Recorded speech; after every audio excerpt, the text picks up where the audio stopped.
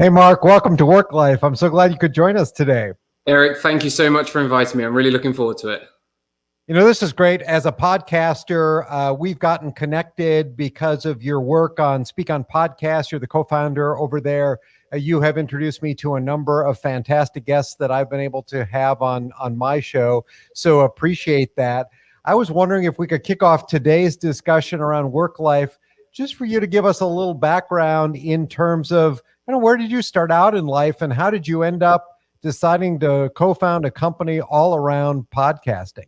Sure. Okay. I'll try and give the most condensed version possible. So I've been working for around 13 years, mainly in B2B sales and marketing.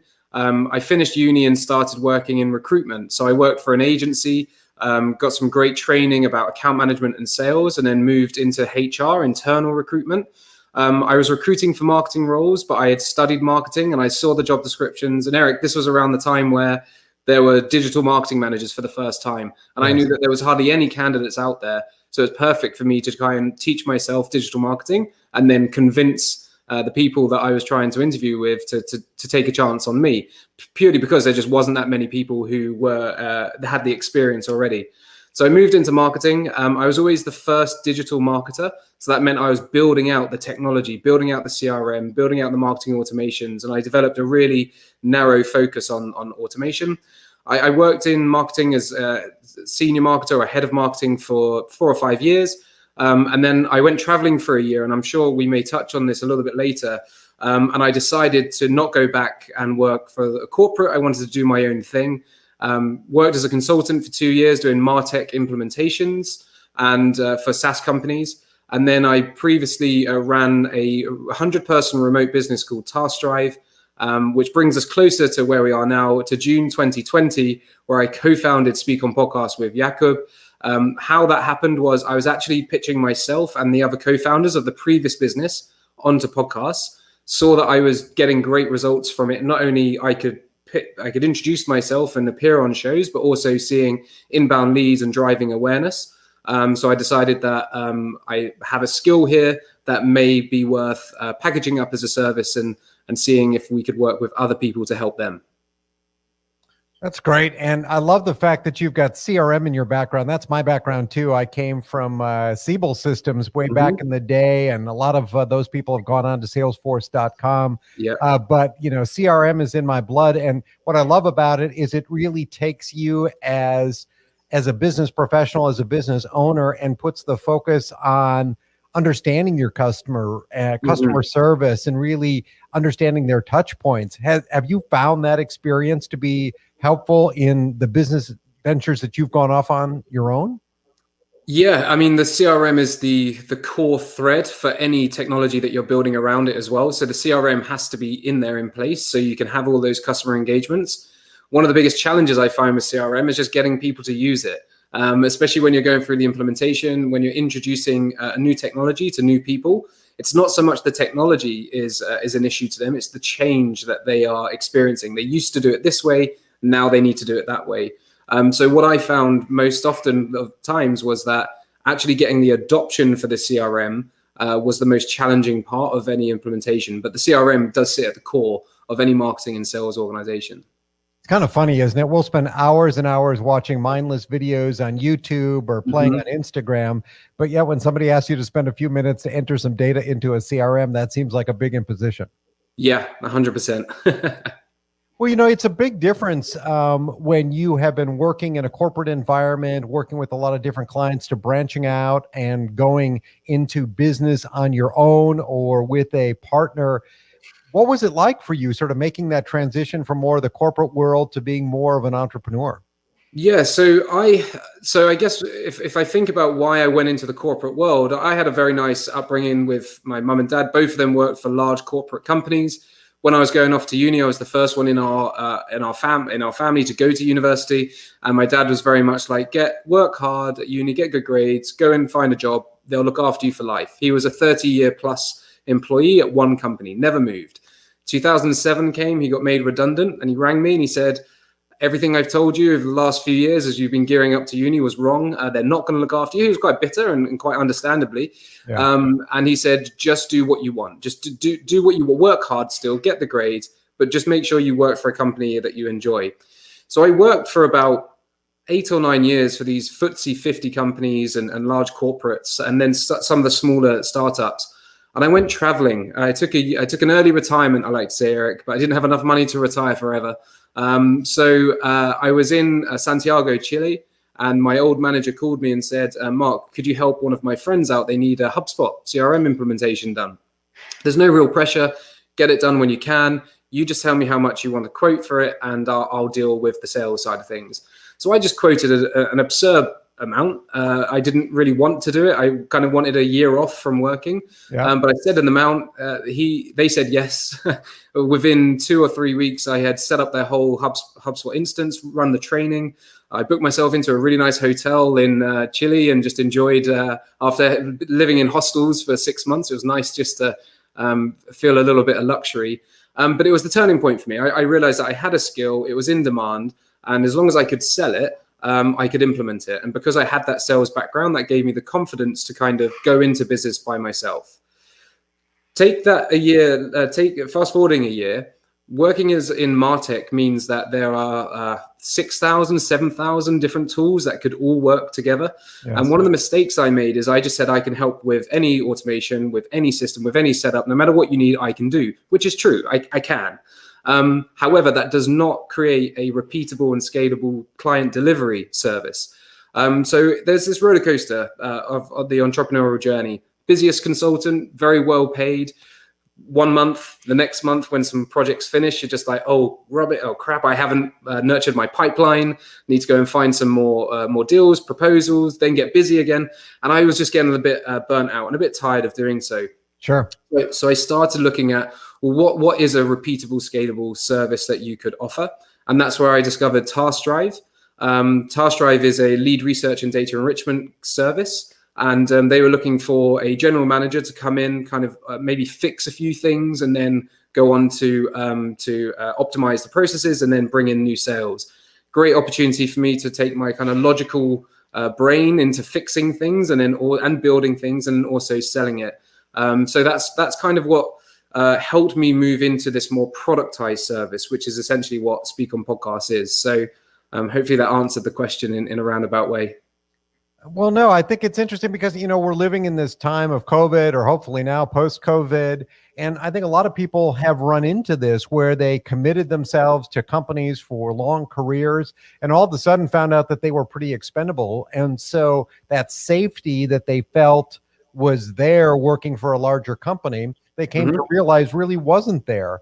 And so that really takes down a barrier to becoming a freelancer, an entrepreneur, solopreneur, however you want to call it. And I think it's opened up a lot of people's minds to say, hey, I can do this. Now I just have to find the right thing to do. It's funny. I've never felt more secure in my abilities to earn money or to create salary for myself than I have done when I've been working for myself. When I worked for an employer, I was very happy. I was on the payroll. I probably worked a little bit less, if I'm honest. But you're right. The COVID this time, people being furloughed, losing their jobs, they've realized that security that they think they get for working for a large corporation, essentially they are another number on a balance sheet and they're in a box and they have to perform within that box that they're assigned to. And it's something that I feel lucky that I learned several years ago because I've been on this path since then. You also mentioned, where you've ended up on Speak on Podcasts. You've got a co-founder, Jacob, who's been on this show before. I still probably pronounced that wrong. But, one of the things that I asked him was, what's it like working with somebody else as a co-founder? Do you want somebody who's a mirror image of yourself, somebody who sort of likes the same things you like, sees the same things? Or do you want somebody who's kind of the opposite of you, who maybe bolsters up your weaknesses? How do you look at it? We'll compare notes with what he said then. Yeah, so really interesting. So I never met Jakob before we started the business. We'd never met in person, but we decided to work together. We had one call. It lasted an hour. He was doing his own thing with podcasts. I was doing my own thing. And we just thought, why fight against each other and compete when we could probably partner up and see where we could take it? 3 months after we started, we actually went and lived together in Tenerife for a month. I'm not sure if he shared that on his interview. So I live and work remotely. I've been traveling around on my own for the last 3.5 years. So I was probably a bit anxious about living and staying in the same apartment. But we had this workation. We got on so well. We're very different. Our approach to life is different. I'm definitely more cynical than him, longer in the tooth. I've seen a lot more, I guess, especially from my recruitment days. But we complement each other. And when you look at the different types of founders, he's very much the visionary, and I'm I believe it's the executor, where I go and he comes up with the ideas, I listen, and my kind of logical brain just goes, yep, cool, got it, I'll implement and run. So you keep coming up with the ideas, I'll keep coming up with working out how to produce those and build the system and the process around it. So just to give another example, in the first month, Jakob focused on the messaging and speaking to people. I just wrote 400 pages of processes. Mm-hmm. I can do sales, I can do marketing, that's my background, but I also know one of my strengths lies in building out processes and systems and having that kind of systems thinking. So having a co-founder who is capable of closing deals and marketing whilst I can do that as well. And Jakob was off the other week. He wasn't very well. I jumped on a couple of the sales calls and closed 2 deals. So it's great to have complementary skills, but it's also great to have different strengths and different weaknesses. Yeah, I love the way you put that. I think if everybody could find relationships like that in business, a lot more businesses would be successful, because I see so many businesses, clients that I work with, where there's infighting, right? Where people are trying to do the same things. They believe they have the same skill set, and inevitably they end up stepping on each other. You know, you're in such an interesting space too with podcasting. I mean, it's boomed, right? You've got so many people out there that are starting podcasts, so many people who are now making guesting part of their outreach. And then you've got things coming along like Clubhouse, which has been kind of the rage for the last couple of months, at least, as people have seen what that platform is about. What do you see as the future? Do you think platforms like that are going to take off, or do you think they're a momentary blip in the landscape? A really interesting question. I think the issue that Clubhouse has at the moment, I haven't actually got an iPhone, so I haven't spent too much time with it. I've kind of said, Jakob, you work it out. If we need to go on it, let me know, and then I'll go and execute and make sure it happens. It's not moderated. So I think that's one of the key issues that Clubhouse has. There will be great rooms where there's great content and there's a lot of learning there. There's going to be a lot of scams, and there's going to be a lot of bad rooms and bad actors on the network. I think that's potentially going to impact people's trust in Clubhouse in general. But I do feel that there's a place. I'm sure LinkedIn or another professional network will be looking at Clubhouse as thinking it's got some crazy good engagement. How could we get a piece of that pie? So I'm sure there's businesses out there thinking about the level of engagement is incredibly high for compared to any other social network. So I'm sure there's an opportunity there. My honest opinion, this is my cynicism. These things come and go. What doesn't change is people like to buy from people. People don't like to be sold to, but they like to buy. Building trust and authority over a period of time will always win in the long run than it is for the looking and seeking the short-term hacks as well. And that's why we decided to double down on podcasting in this moment that we're in now.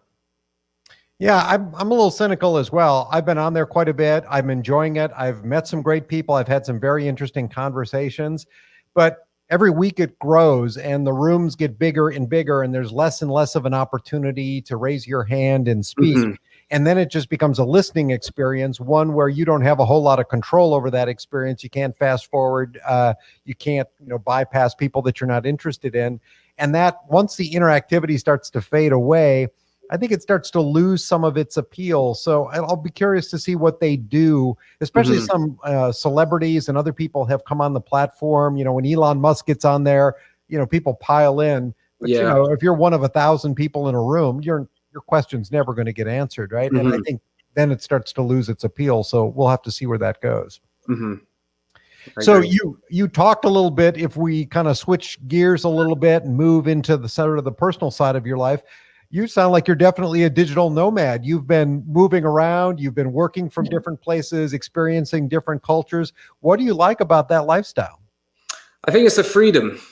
So I have the freedom of travel and working from wherever I want. And then I have the freedom that I have built and run my own business. So I've kind of got the ultimate freedom that you can have. Of course, I have responsibilities and I have commitments to the team. We're about to hire 4 more people. So we're going to be up to 16 people. That's 16 people's mortgages. I don't have a mortgage because I'm moving around and living in rental to rental. So there is responsibilities there. But, I can move and I can work from wherever I want to. So I think ultimately the freedom. One thing that I do get a little bit annoyed at, Eric, is when people come to me and say, how do I be a digital nomad? And I'm like, well, a digital nomad isn't a job.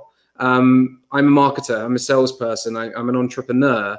But that happens to live and work remotely. So I think a lot of people look at the idea of digital nomadism, but they don't know what their service is. They don't know what they have to offer, what value they can exchange in return for money and salary and security. So yes, I identify as a digital nomad because I live that way. But 3.5 years I've been doing this and I absolutely love it. One thing that has changed recently is my parents have now retired and moved to Spain. I don't have a base in the UK anymore. I didn't realize how much kind of security that gave me. If anything ever went wrong, I could always go back to London. Now my parents are selling the house. I don't have that base. Everything of mine is in storage unit. And it kind of made me reevaluate me and the stability for myself. So I've decided to stay in Lisbon for the foreseeable with some travel here and there, but calling my home Lisbon now. And plus I was trying to escape Brexit too. So I managed to get European residency so I could still move around as much as I could before. What's it been like just experiencing the different cultures? Obviously, every country is so different, the way they look at the world, their outlook on life. Have you really taken away some interesting things as you've had to engage with people from other cultures? Yeah, so you can, when you go and work in other countries, you can fall into the trap of just hanging out with expats and not really mixing too much with the locals. The locals that you do see might be the hairdressers or the coffee shop owners and things like that. One of my observations, whether it be in Turkey and Portugal and Italy and even in the Philippines, is that family and seeing different generations spending time with each other. And I come from the UK. I come from a fairly big Irish family. It's St. Patrick's Day today, actually, as we're recording this. Yes. But so I've always grown up with family, and there's been lots of family occasions. But I know a lot of my friends don't have that. And when you're walking around the streets, you don't often see the younger generation spending time with the older generations. Whereas you go to Europe, life is just a little bit slower. So in Spain, Portugal, Italy, for example, and you just see that big mixture of different generations spending time with each other. So that's been a really nice observation that I've seen over the years. Have you seen a difference too in the way they approach work? Yeah, I have. I needed to go to the dentist the other day. Found dentist on Google. It's just around the corner. They had a Facebook page. I went on the messenger. I said, hey, love to come and book an appointment if that's okay. No reply whatsoever. And you just definitely have to adjust to the way of the culture and the way that life is here. Things will always be slower than they are in the US and the UK from the time I've spent in the US as well. And, I lived in Bulgaria for a couple of months as well, and just culturally very, very different. No please and thank yous in the service industry, whereas in America, it's the complete opposite. In the UK, it's probably somewhere in the middle. So it's just these little things that you learn that it's not to take it personally and try not to get frustrated with just the slower pace or the different pace. I think that's key. Yeah, that's interesting. I've heard that many times from people that, especially here in the States, it's thank you and please for just about everything. It gets to be a little bit much if you really start to listen to it. I'm curious then, what do you really enjoy doing on your free time? When you are a digital nomad, everybody thinks that is free time, but that's not true, right? You're working. So when you shut the computer off and walk outside the door, what is it that you really like to do? Well, Eric, I only work from the beach 3 days a week. Okay, well, that's good. So, but no, funny enough, the beach here we haven't been able to travel to it because of lockdown. But in my spare time, I love just wandering around the cities that I'm in and getting completely lost. I often find I have my best ideas or creative ideas when I'm going down a path that I've never been down before. So I'll sometimes intentionally walk in the complete opposite direction, turn around, not look at my map, and just kind of discover little bars, restaurants, tapas places, and just really explore. I think everything if I look at my life and my calendar, everything's planned. But it's nice to be able to go off the beaten path and just go and explore. I really enjoy playing golf. Again, that's another break from work, and it's 4 hours, 5 hours out in the sun. You're competing with yourself. I'm extremely competitive with myself, not so much with other people. So golf is a great sport, and I enjoy running, cycling, and going to the gym when the gyms are open as well. When I've talked to people, one of the things that has really brought people down during COVID is the routine of life. That, when you're not able to go to places, when, some of the escapes that you used to have are closed or capacity limited or whatever it may be, people get into these very mundane routines. And I can certainly speak for myself. I've fallen into that trap as well. So I love it when you say that, just getting out, going to some different part of town, going to a different restaurant, it really does help when you can break up your patterns, when you can do something different. And just being outside and wandering away from your familiar surroundings can trigger a lot. I think that that's so important. Yeah, 100%. And like, it sounds really simple, but yes, it's really limiting at the moment. I think one of the things that I learned last year, especially being so nomadic, I'm used to be able to just go wherever I want to at whatever time I want to. And that kind of was taken away from me, and I couldn't do that. But I very quickly just accepted it. I accepted that it wasn't in my control. It was outside of my influence. I really couldn't do too much about it. So one of the things that I did was just double down on my fitness and my health. I don't like working out from home. I really find it very hard to switch from sitting, working, to my bedroom in a separate room and then working out, and everything's here. But I did. I forced myself through it, and I actually turned out I did enjoy it after a while. It just became a new habit that I had to get used to. So, buy different shower gel. So, it sounds so simple, but these little changes you can make, and there are a lot of things actually that you do have a control over. They just might seem really, really small. You might eat not the same dishes for food all the time. Go and try something new. We often overlook the simple things, and I think that was very important for me in the first lockdown. So true. You go to the grocery store and you tend to pick the same items, every time you go, for the most part. Yeah, we're creatures of habit for sure. Yeah. Now, being in the podcasting space, are you a sponge for listening to podcasts? Do you prefer to read books? How has that affected you? I know sometimes when you're in a particular industry, the last thing you want to do is spend your spare time, doing sort of the same kind of thing. How does that work for you?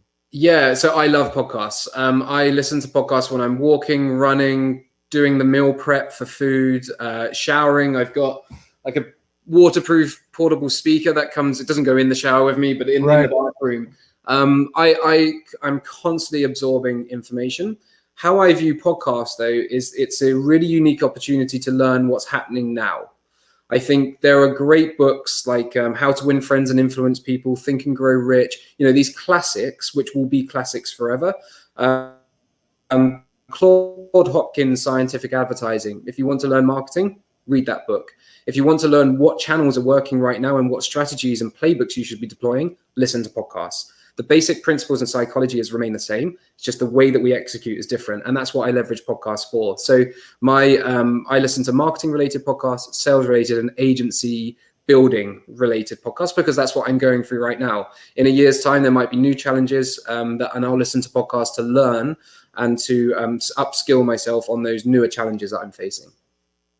Any guilty pleasures in the podcast space? True crime, fiction, those outrageous podcasts, that maybe you wouldn't admit to anybody that you listen to. This is a space.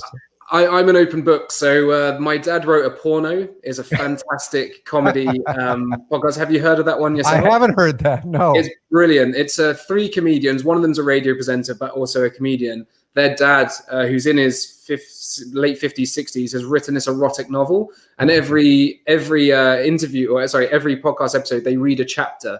And it's awful writing. Yeah. And then it's also them taking the mick out of their friend. Like, how do you feel that your dad has said this? He's put this down in paper and it's been published. Is he thinking about your mum? And, it's just that kind of banter between them all. So that's a fantastic one. Another guilty pleasure, I guess, is it's all comedy. It's the Ricky Gervais show with Carl Pilkington and Stephen Merchant. They don't produce anymore now, but I can remember being on the Underground in London several years ago, just bursting out in tears of laughter, chuckling along to the podcast. And I think Ricky Gervais was one of the early pioneers of entertainment in the podcasting format. So that's been a classic for me. It's fun. There's a lot of great creativity going on out there. Certainly the tools, with phones and the cameras, they've allowed people to be content creators like no time in history before. And then, TikTok and Instagram and all these great platforms that are out there are giving people a place to publish. Now, there's a lot of crap that gets published as well. But I think for the first time, many people really view creativity as something that's within their grasp, within their reach. And sometimes somebody just breaks through and it's a hit. And it's really fun to see the amount of creative things that are happening out there. Yeah, so a guilty pleasure of mine on YouTube is he's a freestyle rapper called Harry Mack.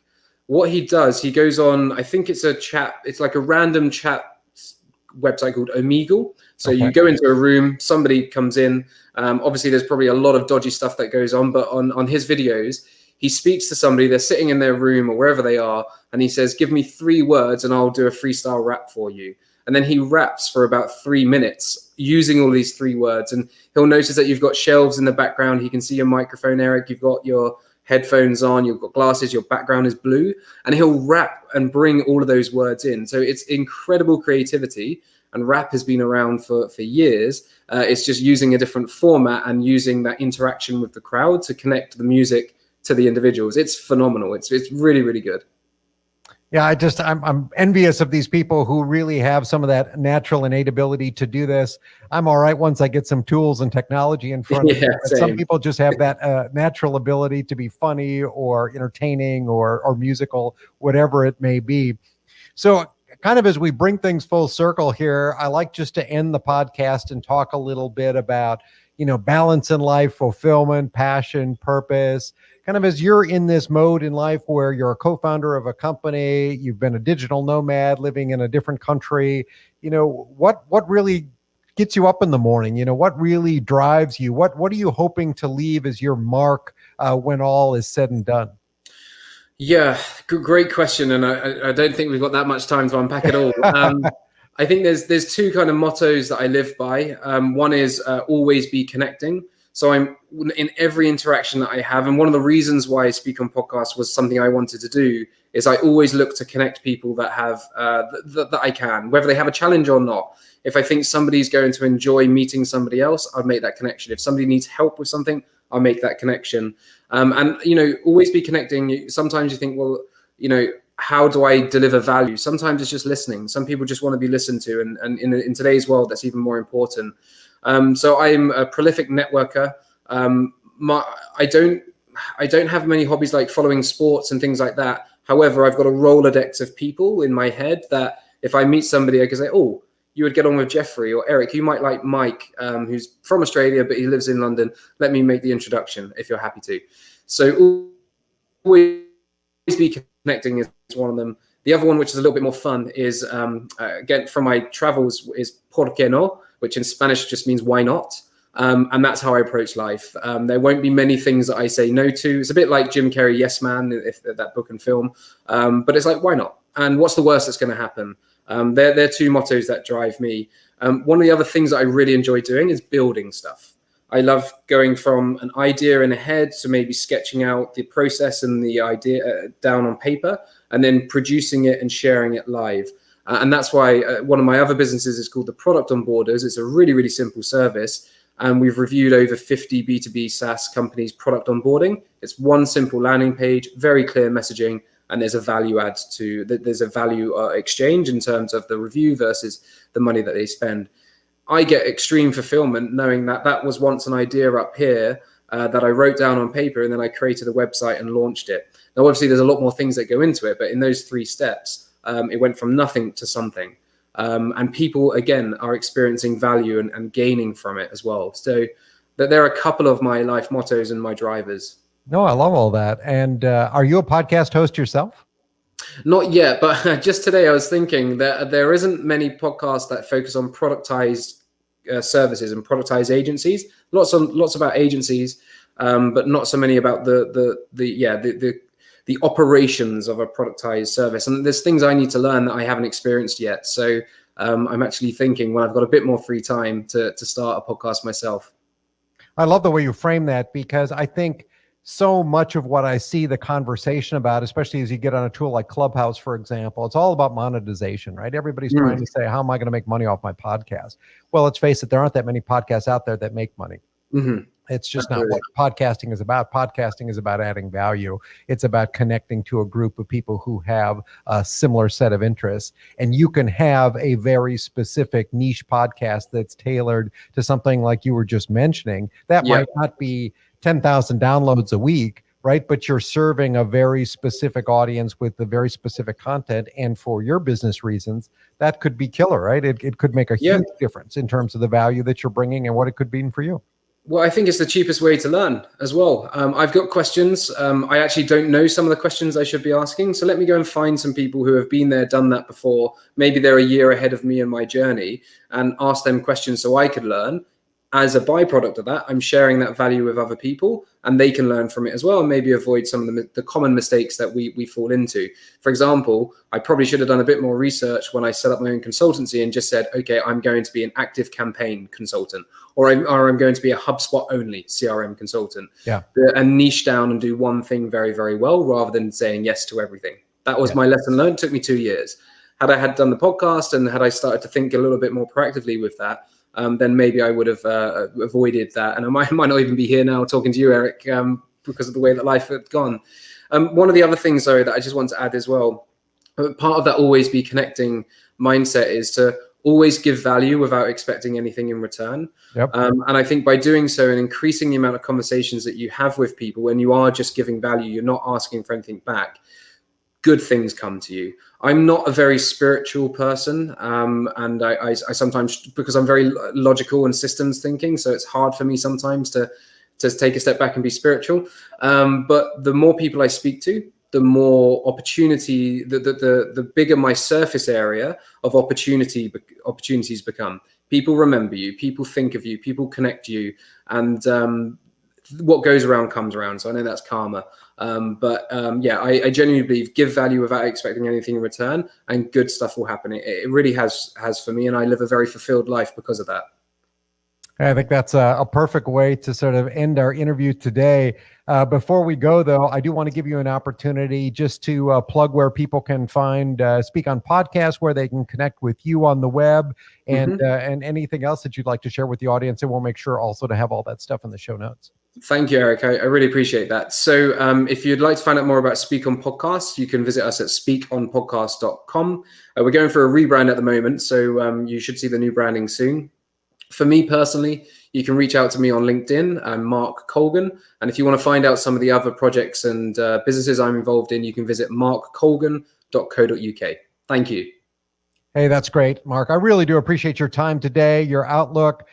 You are the first guest that we've had on the show from Lisbon, so you can chalk that one up as a first. But it's great to connect. That one of the reasons that I love doing this show is for just some of the reasons that you mentioned. It's a great opportunity to connect with really interesting people, not only with interesting stories, but with great business ideas and purpose. So I really appreciate you taking the time to be here today. Thank you for your time, Eric. I've really enjoyed it. Thank you. Thanks.